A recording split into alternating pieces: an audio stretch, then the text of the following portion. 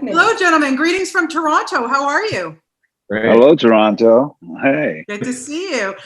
This movie, boy, did it ever make me think. And Austin, I want to start with you because this obviously had to have been kind of near and dear to your heart. It comes from a play, and to present this on screen and to get it out to a wider audience, I think is amazing. It's an issue that is way too ignored and far too important. What was it about it that you thought, yes, I got to make this into a film? I mean, well, it's inspired by a play by Mark St. Germain, and also it mirrored a story that I had heard a few years before I read the play about a wealthy man who bribed a hospital for an organ. So it resonated on that level. But once I really started getting into it and starting to write the script, the worldwide organ shortage, like it is something that is like, it's not talked about nearly enough. I mean, in the US, there's 120,000 people currently on the waiting list, and there's over 10 people that die every day. And so I just thought it was very important to make this film for those reasons. Colman, I always love seeing you and everything that you do. My God, I'm such a big fan that I'm gushing here. But anyway, aside from that, this, part of this committee having to make these choices as to who deserves this organ. I mean, could you even imagine yourself in real life being put in a position like that? No, because Jesus, what a responsibility. And that's why I hope there are people who are smarter than me who are making these decisions. But I think that at the end of the day, it is truly a conundrum, because you're just trying to get to the purest essence of actually making that decision, because it's so delicate. But you can't help but unpack all the things that you bring into this decision. You bring your life experience, you bring your history, you bring your judgment, and then you're trying to distill all of it and just get the actual information. And that's the hardest part of it, I think that's the human part of it.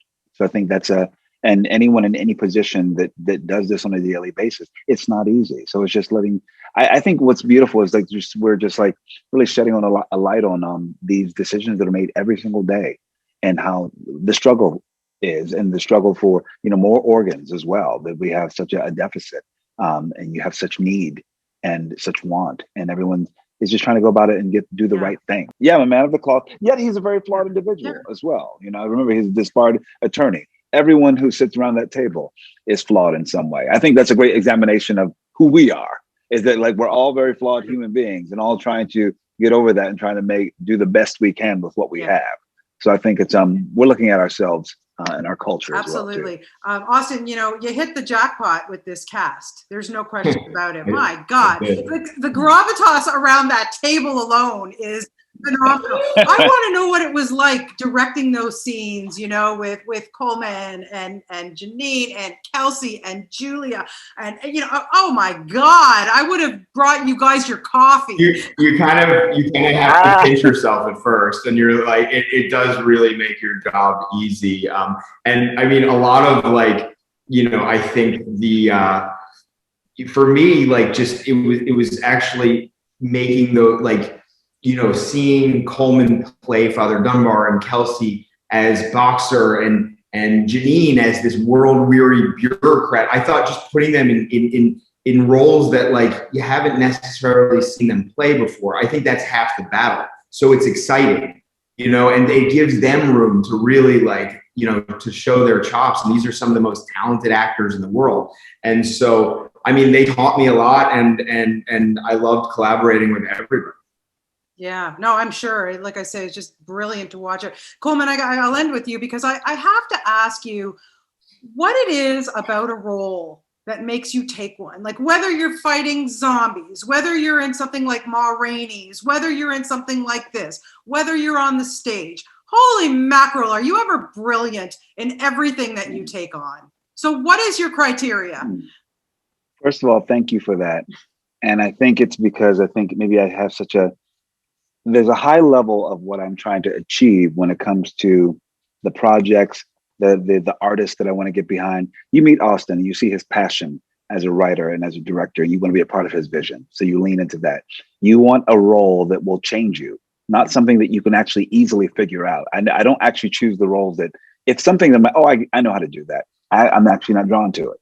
It's just that thing where you're going to have a breakthrough. You feel like this may break me or it may help me fly. That's why I choose the roles that I choose. And hopefully it's saying something about who we are.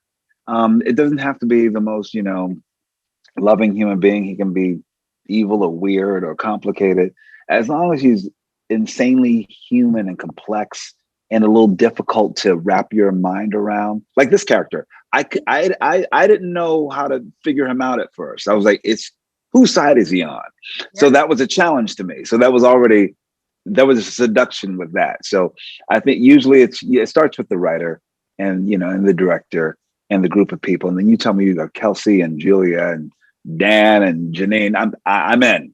Yeah. You want to volley with these people, and I think we made something beautiful. You did. Well, thank you so much for this film. Like I said, it really makes you think, and I think that's so important. And what an honor, what a pleasure to talk to you both today. Thank you so much for your time.